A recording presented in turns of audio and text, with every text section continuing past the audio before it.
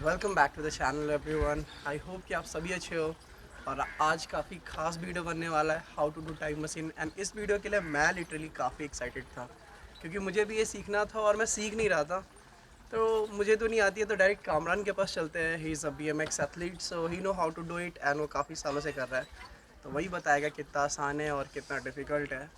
And direct उसी के पास चलते हैं। Let's learn this trick. तो की हाल चाल, सत श्री अकाल। स्वागत है हमारा YouTube चैनल पे, जहां आज हम आपको सिखाने वाले हैं टाइम मशीन। तो सबसे पहले मैं आपको टाइम मशीन BMX के ऊपर करके बताऊंगा, क्योंकि BMX पे थोड़ा आसान होता है MTV के मुकाबले पे। तो देखो, BMX पे करने के लिए सबसे पहली चीज़ यही है कि आपके पास कोई BMX होना चाहिए।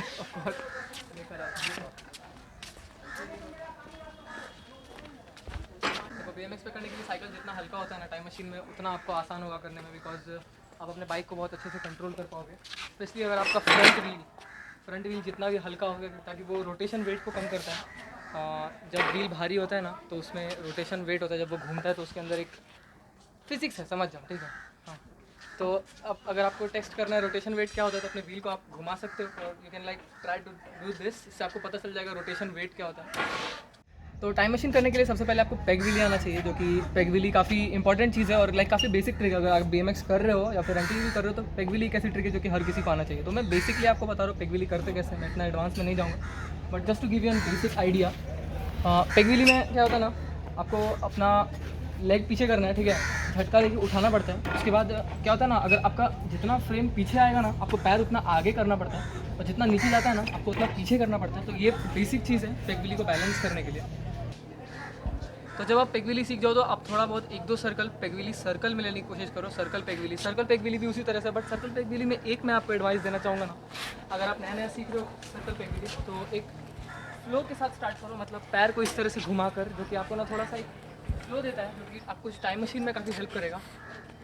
मैं मोस्टली बिना उस फ्लो के ही करता हूँ, क्योंकि अभी मैं काफ़ी सालों से कर रहा हूँ। I am like doing it for almost 5 years, तो कि काफ़ी ज़्यादा है इसलिए।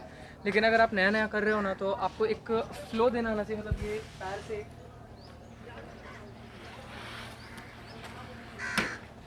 हिट देकर, इससे आपको ना सर्कल लेने में थोड़ा आसानी होगा। और जैसा कि अभी आप पेगविली सीख चुके हो, 10 मीटर 20 मीटर तक आपका पेगविली अगर जा रहा है, तो अब फाइनली टाइम है कि आप थोड़ा सर्कल करने लगो। और उसका अब स्टार्ट करने का ये ट्रिक है ना, सबसे पहले स्टार्टिंग से बात करते हैं, आपको स्टार्ट कैसे करना है। तो स्टार्ट करने के लिए ना एक बेसिक फ़्लो होना चाहिए। आपको अपने लेग्स को ना थ्रो करना पड़ेगा इस तरह से, पीछे हटो।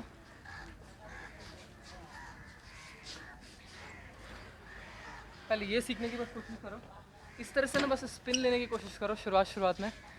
जब ये तुमको अच्छे से आ जाए थोड़ा, तब अब टाइम आएगा तुमको हैंड चेंज करने का, हाथ चेंज करना है। यानी कि अब इस हाथ से ये हाथ पकड़ना है और उससे वो पेग्स पकड़ना है। शुरुआत में ना बहुत अजीब लगता है, बिकॉज शुरुआत में ना तुमको झुकने में डर लगेगा। ओके, तो जब तुम स्टार्ट करो, ये फ्लो हमेशा याद रखना, इस तरह से स्पिन करने की कोशिश करना है। जब ये सीख जाओ ना, इस फ्लो से स्टार्ट करना है। उसके बाद ये हाथ ऐसे और ये हाथ ऐसे। तो शुरुआत में क्या होगा ना, कि या तो तुम बहुत ज़्यादा ही आगे चले जाओगे, या तो ये साइड बहुत ज़्यादा पीछे आ जाएगा। ये दो फंडा होता है।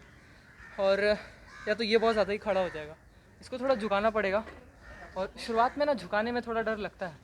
और दोनों हाथ का कोऑर्डिनेशन होना चाहिए कि साइकिल हमेशा बीच में ही रहे, और हैंडल को थोड़ा इस तरह से रखना। अभी एक ये है ना, साइकिल जितना छोटा होगा ना, फ्रेम जितना छोटा होगा, उतना आसानी होता है करने में। लेकिन जितना बड़ा होता है उतना डिफ़िकल्ट होता है, क्योंकि उतना ऊपर चला जाएगा तुम्हारा हैंडल। तो और अब तक आप पेगविली सीख चुके हो, आप पेगविली में सर्कल लेना सीख चुके हो, आपको फ़्लो के बारे में अच्छे पता चल गया किस तरह से आपको वो फ़्लो देना है अपने बाइक को, ताकि आप स्पिन कर सकें।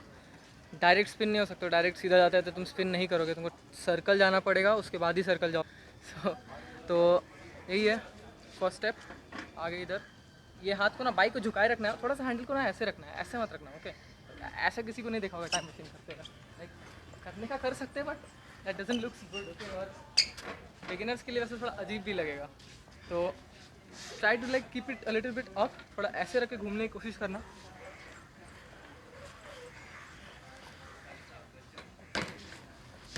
तो टाइम मशीन एक डिफ़िकल्ट ट्रिक है, तो इसको सीखने के लिए थोड़ा टाइम लगता है, आपको थोड़ा टाइम देना पड़ेगा। ऐसा नहीं कि सिर्फ 1 महीने या 2 महीने में हो जाता है।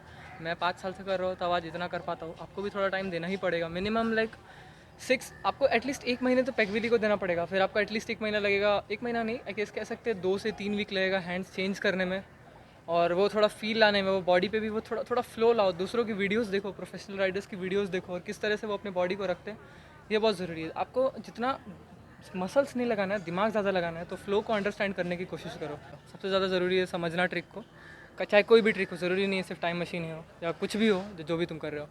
तो अब इतना हो गया। अब तुम, सबसे पहली बात है, अब यहाँ पे बस आपको बैलेंस करना है। मेन बेसिक ये प्रैक्टिस ही है, ट्रिक्स सब तो अब यही हो गया। अब जो बचता है वो है बस प्रैक्टिस। अब आपको हेड्स को टाइम देना है, एटलीस्ट 6 मंथ्स। आपको एटलीस्ट 6 मंथ्स तो लगेगा थोड़ा परफेक्ट करने में, 3 स्पिन 4 स्पिन जाने में। जब एक टाइम पे आपका स्पिन आने लगे ना, और बॉडी को बहुत ज़्यादा ऐसे मत खींचो, ओके। जैसे एक ट्रिक मैं बताता हूँ, बहुत लोग करते हैं लाइक बॉडी को पूरा इस तरह से खींच देते हैं, या पूरा पीछे जाते हैं, या पूरा खड़े हो जाते हैं। तुमको बाइक को झुकाना है और बाइक के ऊपर खड़े रहना है, ओके। और like try to control your head. कई बार ऐसा होता है ना, हेड ऐसे ऐसे घूमता है। अगर आप मेरे पुराने वीडियोस देखोगे तो उसमें आपको मेरा हेड वैसे ही दिखेगा। मेरे को बहुत टाइम लगा मेरे को वो चीज़ को फिक्स करने में। अभी भी लाइक अगर मैं 6-7 महीने प्रैक्टिस नहीं करूँ तो वो प्रॉब्लम दोबारा आ जाता है मेरे को। I don't know why. ज़रूरी नहीं, वैसे मैंने देखा नहीं वैसे किसी और के साथ होते हुए, बट मैं फिर भी बता रहा था कि अगर आपके साथ भी होता हो तो आपको अपने हेड को कंट्रोल करना बहुत ज़रूरी है। नीचे देखो और लाइक स्पिन करो, नीचे देखते हुए, ठीक है। और बॉडी को थोड़ा सा ऊपर रखो, साइकिल के ऊपर रखो। अब यही है कि आपके पास अगर थोड़ा बड़ा फ्रेम है, आपकी साइकिल थोड़ी बड़ी है, तो थोड़ा आपको पीछे रहना पड़ेगा, मतलब थोड़ा दिक्कत तो होगा। तो अब जैसा कि अभी थोड़ा टाइम हो चुका है, आप 3 से 4 स्पिन टाइम मशीन ले रहे हो, तो अब फाइनली टाइम है ट्रिक को एंड करने का। ट्रिक को एंड करना थोड़ा डिफिकल्ट है, थोड़ा टाइम लगता है इसको सीखने में, बट इतना भी मुश्किल नहीं है। आपको थोड़ा टाइम देना पड़ेगा। देखो 2 तरीके हैं इसको ट्रिक को एंड करने के।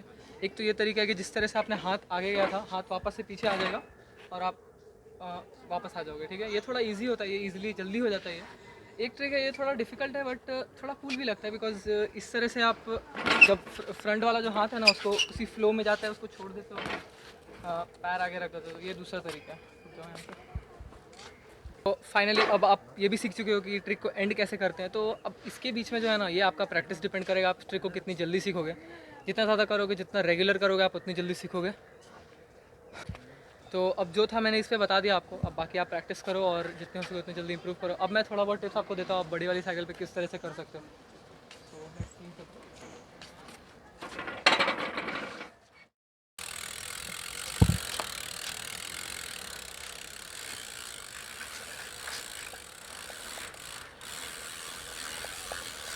तो बड़ी वाली साइकिल पे थोड़ा डिफिकल्ट होता है करना, क्योंकि ऑब्वियसली हाइट बहुत ज़्यादा है, तो तुमको काफ़ी खड़ा रहना पड़ेगा, और इसमें थोड़ा डर लगता है।